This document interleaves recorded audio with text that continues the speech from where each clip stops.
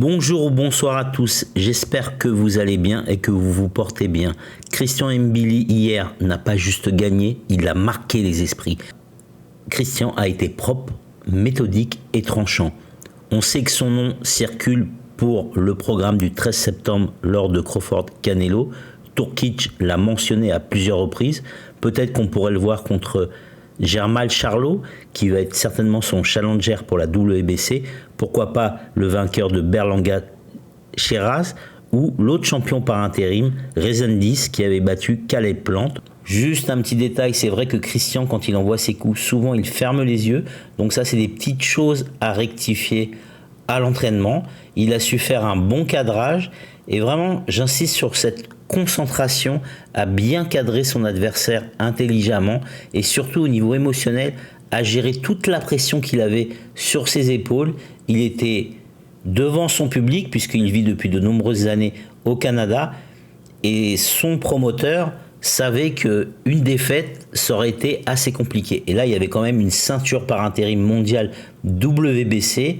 Donc là, tout le monde maintenant a vu, à moins d'être aveugle, que Christian peut être un prétendant pour Canelo ou des adversaires plus intéressants comme Jermall Charlo, James Munguia, Iglesias et Pacheco qui a refusé 2 fois de rencontrer Christian. Donc vous savez, le milieu de la boxe, le business, c'est jamais facile parce qu'il y a tellement d'intérêts. Il y a des négociations entre les managers, les promoteurs, les fédérations, les intérêts de chacun, donc c'est pas du tout évident. Une autre chose aussi, le ring. Ce n'est pas un grand ring. Christian est habitué à boxer au Canada et son promoteur lui met souvent des petits rings. Il faut absolument que Christian combatte dans des rings plus grands, parce que quand il va boxer à Las Vegas ou quand il va boxer en Arabie Saoudite, les rings sont plus grands. Alors ça, il doit le mettre en place à l'entraînement, s'habituer à combattre dans des grands rings. Parce que c'est vrai que les petits rings, ça avantage les gens comme lui qui ont un style offensif et qui mettent la pression. Mais quand il sera face à un Caleb Plant, un Canelo ou autre, il va pas toujours combattre au Canada. Donc ça, c'est des choses à travailler en amont et à l'entraînement. Et ça, parfois, le grand public ne s'en rend pas compte. Regardez les différences au niveau des rings. Mais dans les grandes réunions à Las Vegas et en Arabie Saoudite, je le répète, c'est des rings plus grands.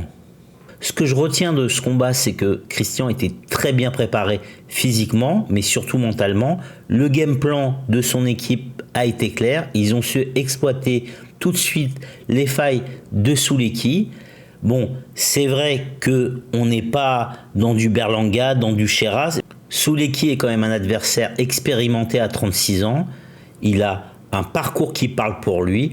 Donc, Christian a quand même fait un upset.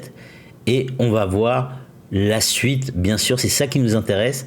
Parce qu'avec cette victoire, Christian devient champion WBC par intérim. Donc, on a un Français franco-canadien, si vous voulez, champion du monde. Il se positionne pour affronter le vainqueur de Canelo Crawford et d'être aussi sur une grosse carte mondiale puisque le promoteur Turkic a déjà parlé de lui, donc son nom circule. Donc beaucoup de choses devront être digérées dans l'entourage de Christian pour savoir ce qui va se passer pour lui à l'avenir parce que beaucoup de choses vont changer. Il va toucher beaucoup plus d'argent et il arrive à un level où là, il est vraiment en position de force. Et je le répète, le vrai Christian Mbili, quand il sera au top, c'est quand on va le voir en difficulté dans les eaux troubles. On continue bien sûr à suivre Christian avec lucidité et passion.